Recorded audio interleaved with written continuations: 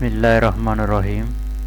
السلام علیکم پیارے بچوں، امید ہے کہ آپ خیریت سے ہوں گے۔ آج ہم باب اول عقائد اسلام کا سبق نمبر 1 اللہ تعالیٰ پر ایمان پڑھیں گے۔ اسٹوڈنٹس، سبق کی ریڈنگ شروع کرتے ہیں۔ اتوار کا دن تھا۔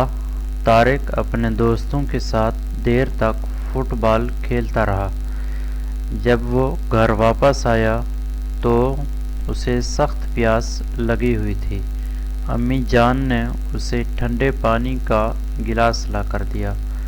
اس نے کرسی پر بیٹھ کر بسم اللہ کہا اور سنت کے مطابق 3 سانسوں میں پانی پیا۔ اس نے الحمدللہ کہا، اپنی امی جان کا شکریہ ادا کیا، پھر کہنے لگا، پانی بھی اللہ تعالیٰ کی کتنی بڑی نعمت ہے۔ قریب بیٹھے طارق کے ابا جان بولے، ہاں بیٹا، پانی اللہ تعالیٰ کی ایک بڑی نعمت اور نشانی ہے۔ قرآن مجید میں پانی کا ذکر کرتے ہوئے اللہ تعالیٰ نے اس پر غور و فکر کرنے کا حکم دیا ہے۔ ارشاد باری تعالیٰ ہے، ترجمہ، کیا تم نے کبھی اس پانی پر غور کیا جو تم پیتے ہو؟ کیا اسے بادلوں سے تم نے برسایا ہے یا اس کے برسانے والے ہم ہیں؟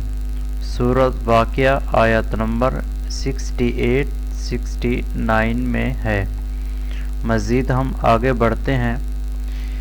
اس آیت میں اللہ تعالیٰ نے ہمیں اس بات پر غور کرنے کی ترغیب دی ہے کہ جو پانی ہم پیتے ہیں وہ ہم تک کیسے پہنچتا ہے اور اسے پیدا کرنے والا کون ہے، اسے ہم کہاں کہاں استعمال کرتے ہیں اور یہ کس طرح ہماری زندگی میں سہولت پیدا کرتا ہے۔ طارق: ابا جان، کیا سائنسدان یہ معلوم کر چکے ہیں کہ یہ پانی جو ہم پیتے ہیں ہم تک کیسے پہنچتا ہے؟ ابا جان: ہاں بیٹا، سائنسدانوں نے بہت محنت اور تحقیق کے بعد پانی کے اس زبردست نظام کو جان لیا ہے۔ اس کو دور آب کا نظام کہا جاتا ہے۔ طارق: ابا جان، یہ دور آب کا نظام کیا ہے؟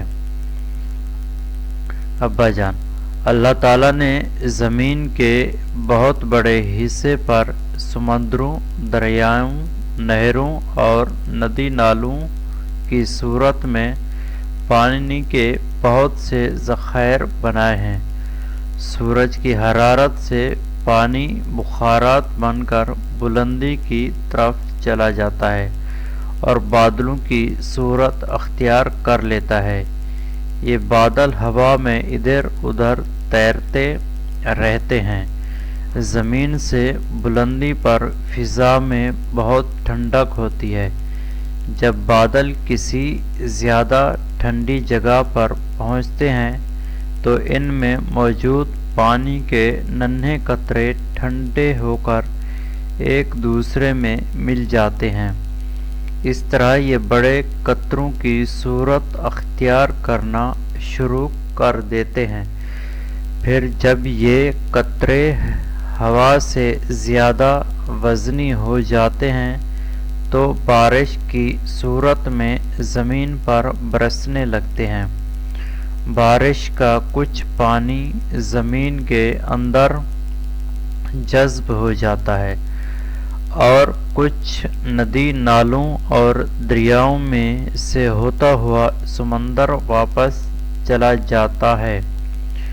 زمین میں جذب شدہ پانی کو انسان مختلف طریقوں سے نکال کر استعمال کرتے ہیں۔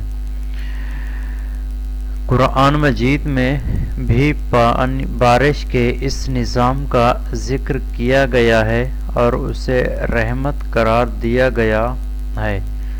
سورۃ الاعراف میں اللہ تعالیٰ فرماتے ہیں، ترجمہ: اور وہی ہے جو ہواؤں کو اپنی رحمت بارش کے آگے آگے خوشخبری لیے ہوئے بھیجتا ہے، پھر جب وہ ہوائیں بھاری بادلوں کو اٹھا لیتی ہیں تو ان بادلوں کو مردہ یعنی خشک زمین کی طرف بھیج دیتا ہے اور وہاں بارش برسا کر طرح طرح کے پھل نکال لیتا ہے۔ طارق: ابا جان، اس آیت میں تو اللہ تعالیٰ نے ہمیں بارش کا سارا نظام واضح طور پر بتا دیا ہے۔ ابا جان: جی ہاں بیٹا، اللہ تعالیٰ کائنات کا خالق ہے۔ وہ کائنات اور اس میں پائی جانے والی تمام مخلوقات کے بارے میں پورا علم رکھتا ہے۔ کائنات کی کوئی چیز اس کی نگاہوں سے مخفی نہیں ہے۔ بارش اسی کے حکم سے برستی ہے اور اسی کے حکم سے ہوائیں بھاری بادلوں کو اٹھا کر فضا میں ادھر سے ادھر لے جاتی ہیں۔ وہ کائنات کا مدبر، منتظم اور مالک ہے۔ وہ سارے کام کسی کی مدد کے بغیر کرتا ہے، سب اس کے محتاج ہیں اور وہ کسی کا محتاج نہیں ہے۔ وہ اکیلا ہے، اس کا کوئی شریک نہیں ہے۔ اس کی ذات پر ایمان رکھنا دین اسلام کی اولین تعلیم ہے۔ اسٹوڈنٹس، مزید ہم آگے بڑھتے ہیں۔ طارق: اللہ تعالیٰ پر ایمان لانے سے کیا مراد ہے؟ ابا جان: ایمان کے معنی یقین کے ہیں۔ اللہ تعالیٰ پر ایمان رکھنے کا مطلب یہ ہے کہ اللہ تعالیٰ کی ذات کو سچے دل سے مانا جائے اور اس پر پختہ یقین رکھا جائے۔ مسلمان کلمہ شہادت کے پہلے حصے میں اسی بات کی گواہی دیتے ہیں کہ اللہ کے سوا کوئی عبادت کے لائق نہیں، وہ ایک ہے، اس کا کوئی شریک نہیں ہے۔ یہ دین اسلام کا سب سے پہلا اور بنیادی عقیدہ ہے۔ دین کی اصطلاح میں اس کو عقیدہ توحید کہتے ہیں۔ طارق: توحید سے کیا مراد ہے؟ ابا جان: توحید کا مطلب ہے کہ اس بات پر یقین رکھا جائے کہ اللہ تعالیٰ کا کوئی شریک نہیں ہے، کائنات میں کوئی اس کی برابری کرنے والا نہیں ہے، صرف اسی کی عبادت کرنی چاہیے اور اسی سے مانگنا چاہیے۔ اسٹوڈنٹس، مزید آگے بڑھتے ہیں۔ عقیدہ توحید سے انسان کے فکر و عمل اور شخصیت میں نمایاں تبدیلیاں رونما ہوتی ہیں۔